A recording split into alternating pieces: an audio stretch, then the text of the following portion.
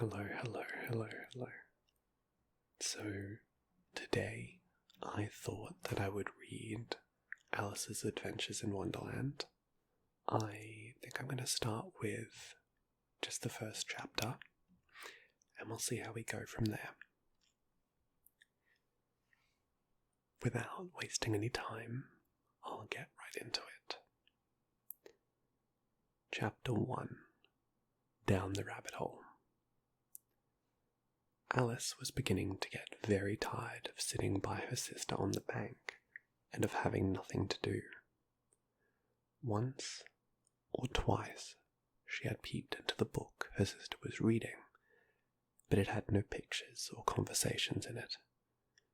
And what is the use of a book, thought Alice, without pictures or conversations?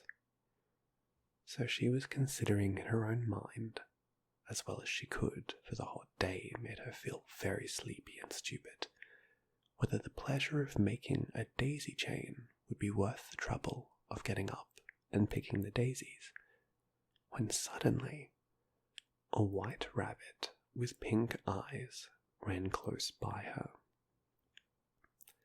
There was nothing so very remarkable in that, nor did Alice think it so very much out of the way to hear the rabbit say to itself, oh dear, I shall be late." When she thought it over afterwards, it occurred to her that she ought to have wondered at this, but at the time it all seemed quite natural. But when the rabbit actually took a watch out of its waistcoat pocket and looked at it, and then hurried on, Alice started to her feet, for it flashed across her mind that she had never before seen a rabbit with either a waistcoat pocket or a watch to take out of it, and with burning curiosity she ran across the field after it, and fortunately was just in time to see it pop down a large rabbit hole under the hedge. In another moment, down went Alice after it, never once considering how in the world she was to get out again. The rabbit hole went straight on like a tunnel for some way, and then dipped suddenly down, so suddenly that Alice had not a moment to think about stopping herself, before she found herself falling down a very deep well. Either the well was very deep, or she fell very slowly, for she had plenty of time as she went down to look about her and to wonder what was going to happen next. First, she tried to look down and make out what she was coming to, but it was too dark to see anything. Then she looked at the sides of the well and noticed that they were filled with cupboards and bookshelves. Here and there she saw maps and pictures hung upon pegs. She took down a jar from one of the shelves as she passed. It was labelled orange marmalade, but to her great disappointment it was empty. She did not like to drop the jar for fear of killing somebody underneath, so managed to put it into one of the cupboards as she fell past it. Well, thought Alice to herself, after such a fall as this, I shall think nothing of tumbling downstairs. How brave they'll all think me at home. Why, I wouldn't say anything about it, even if I fell off the top of the house, which was very likely true. Down. Would the fall never come to an end? I wonder how many miles I've fallen by this time, she said aloud. I must be getting somewhere near the centre of the earth. Let me see. That would be 4,000 miles down, I think. For you see, Alice had learnt several things of this sort in her lessons in the schoolroom, and though this was not a very good opportunity for showing off her knowledge, as there was no one to listen to her, still it was good practice to say it over. Yes, that sounds about the right distance. And then I wonder what latitude or longitude I've gotten to. Alice had no idea what latitude was, or longitude either, but thought they were nice grand words to say. Presently she began again. I wonder if I shall fall right through the earth. How funny it'll seem to come out among the people that walk with their heads downward. The antipathies, I think. She was rather glad there was no one listening, this time, as it didn't sound at all the right word. But I shall have to ask them what the name of the country is. You know, please, ma'am, is this New Zealand or Australia? And she tried to curtsy as she spoke. Fancy curtsying as you're falling through the air. Do you think you could manage it? And what an ignorant little girl she'll think me for asking. No, it'll never do to ask. Perhaps I shall see it written up somewhere. Down, down, down.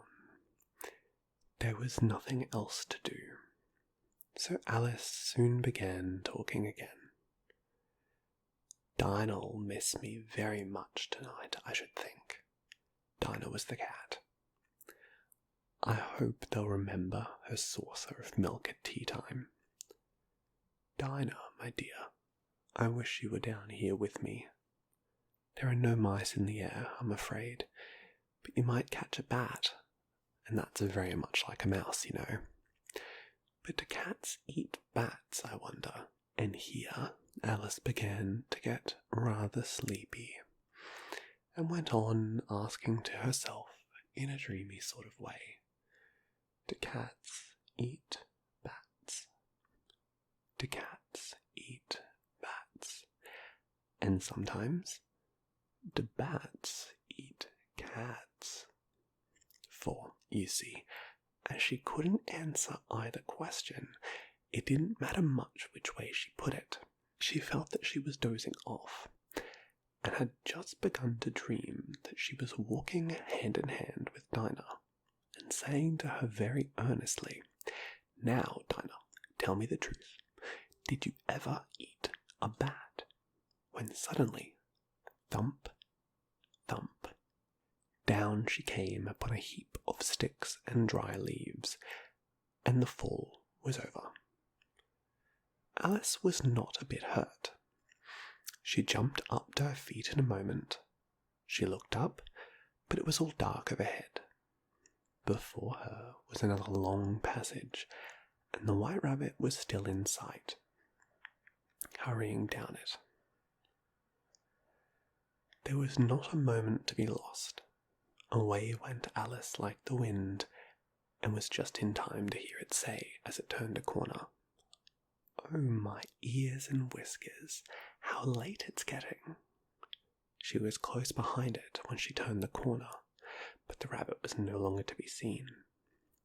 She found herself in a long, low hall, which was lit up by a row of lamps hanging from the roof. There were doors all around the hall, but they were all locked, and when Alice had been all the way down one side and up the other, trying every door, she walked sadly down the middle, wondering how she was ever to get out again. Suddenly, she came upon a little three-legged table, all made of solid glass. There was nothing on it except a tiny golden key, and Alice's first thought was that it might belong to one of the doors of the hall. But alas, either the locks were too large, or the key was too small. But at any rate, it would not open any of them. However, on the second time round, she came upon a low curtain she had not noticed before, and behind it was a little door about 15 inches high. She tried the little golden key in the lock, and to her great delight it fitted. Alice opened the door, and found that it led into a small passage, not much larger than a rat hole. She knelt down and looked along the passage into the loveliest garden you ever saw. How she longed to get out of that dark hall, and wander about among those beds of bright flowers and those cool fountains. But she could not even get her head through the doorway. And even if my head could go through, thought poor Alice, it would be of very little use without my shoulders. Oh, how I wish I could shut up like a telescope. I think I could, if I only knew how to begin. For, you see, so many out-of-the-way things had happened lately that Alice had begun to think that very few things indeed were really impossible. There seemed to be no use in waiting by the little door. So she went back to the table, half hoping she might find another key on it, or at any rate a book of rules for shutting people up like telescopes. This time she found a little bottle on it, which certainly was not here before, said Alice, and round the neck of the bottle was a paper label with the words, "Drink me," beautifully printed on it in large letters. It was all very well to say "drink me," but the wise little Alice was not going to do that in a hurry. "No, I'll look first," she said, "and see whether it's marked poison or not," for she had read several nice little histories about children who had got burnt and eaten up by wild beasts and other unpleasant things, all because they would not remember the simple rules their friends had taught them, such as that a red-hot poker will burn if you hold it too long, and that if you cut your finger very deeply with a knife, it usually bleeds. And she had never forgotten that if you drink much from a bottle marked poison, it is almost certain to disagree with you, sooner or later. However, this bottle was not marked poison, so Alice ventured to taste it, and finding it very nice, it had, in fact, a sort of mixed flavour of cherry tart, custard, pineapple, roast turkey, toffee, and hot buttered toast. She very soon finished it off. "What a curious feeling," said Alice. "I must be shutting up like a telescope." And so it was indeed. She was now only 10 inches high, and her face brightened up at the thought that she was now the right size for going through the little door into that lovely garden. First, however, she waited for a few minutes to see if she was going to shrink any further. She felt a little nervous about this, for it might end, you know, said Alice to herself, in my going out altogether, like a candle. I wonder what I should be like then. And she tried to fancy what the flame of a candle is like after the candle is blown out, for she could not remember ever having seen such a thing. After a while, finding nothing more happened, she decided on going into the garden at once. But, alas for poor Alice, when she got to the door, she found she had forgotten the little golden key, and when she went back to the table for it, she found she could not possibly reach it. She could see it quite plainly through the glass. She tried her best to climb up one of the legs of the table, but it was too slippery, and when she had tired herself out with trying, the poor little thing sat down and cried. "Come, there's no use in crying like that," said Alice to herself, rather sharply. "I advise you to leave off this minute." She generally gave herself very good advice, though she very seldom followed it, and sometimes she scolded herself so severely as to bring tears into her eyes, and once she remembered trying to box her own ears for having cheated herself in a game of croquet she was playing against herself, for this curious child was very fond of pretending to be two people. But it's no use now, thought poor Alice, to pretend to be two people. Why, there's hardly enough of me left to make one respectable person. Soon, her eye fell on a little glass box that was lying under the table. She opened it and found in it a very small cake on which the words, "Eat me," were beautifully marked in currants. "Well, I'll eat it," said Alice, "and if it makes me grow larger, I can reach the key, and if it makes me grow smaller, I can creep under the door. So either way, I'll get into the garden, and I don't care which happens." She ate a little bit, and said anxiously to herself, "Which way, which way?" holding her hand on the top of her head to feel which way it was growing. She was quite surprised to find that she remained the same size. To be sure, this generally happens when one eats cake, but Alice had got so much into the way of expecting nothing but out-of-the-way things to happen that it seemed quite dull and stupid for life to go on in the common way. So she set to work, and very soon finished off the cake. I think that will be us finishing up for today. That's chapter 1 done. So we have chapter 2, The Pool of Tears, next. This is I've tried recording this a few times, but it's been a while since I tried recording it last time, and I'm hoping that this went alright.